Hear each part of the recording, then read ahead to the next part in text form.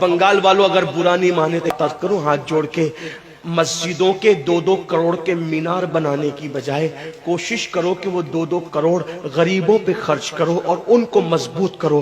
اگر ہماری قوم 10 سال میں مضبوط ہو گئی تو 2 نہیں بلکہ 10 کروڑ کے مینار ہم بنا سکیں گے۔ اس لیے میری گزارش ہے، جلسوں کے خرچے بھی کم کرو، شادیوں کے خرچے بھی کم کرو، اور سب خرچے کم کر کے اپنی قوم کو مضبوط کرو۔ حضور علیہ السلام اسی لیے تشریف لائے تھے۔ تو دیندار بنو، مالدار بنو، اور نمبر 3 ایجوکیشن پہ بہت محنت کرو۔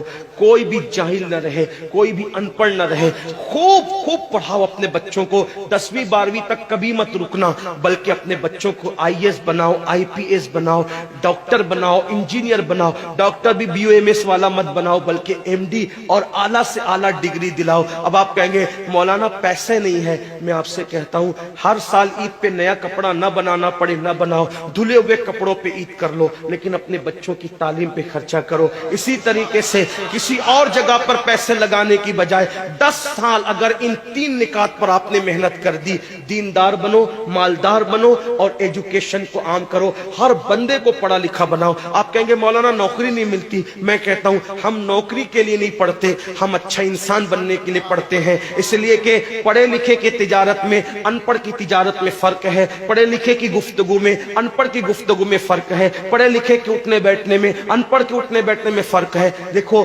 آپ یہ نہیں کہتا ہوں کہ آپ سب ان پڑھو، لیکن ایک بات آپ سے کہتا ہوں، محفل میں پڑھے لکھوں کا انداز اور ہوتا ہے، ان پڑھ لوگوں کا انداز اور ہوتا ہے۔ کھانے میں، پینے میں، اٹھنے میں، بیٹھنے میں تعلیم کو عام کرو، دنیا بھی پڑھاؤ، آخرت بھی پڑھاؤ۔ اپنے بچوں کو اتنا علم دو کہ وہ مسلمان رہے، سچے مسلمان رہے، اور اپنی بچیوں کو بھی اتنا علم دو سچی پکی مسلمان رہے، اور اسکول، کالج، یونیورسٹی میں اعلیٰ سے اعلیٰ تعلیم دلاؤ۔ اور یاد رکھنا، غربت کا بہانہ مت بناؤ۔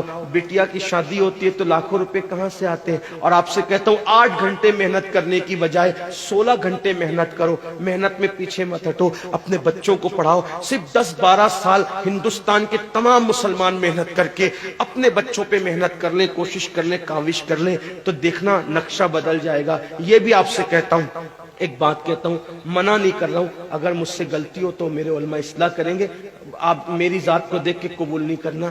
باپ کے چہلم پر 40 دیگ پکانے کی بجائے 1 دیگ پکاؤ، ان 40 دیگوں کا خرچہ بچا کر کسی بچے کی تعلیم پر اپنے باپ کے ایصال ثواب کے لیے خرچہ کر دو۔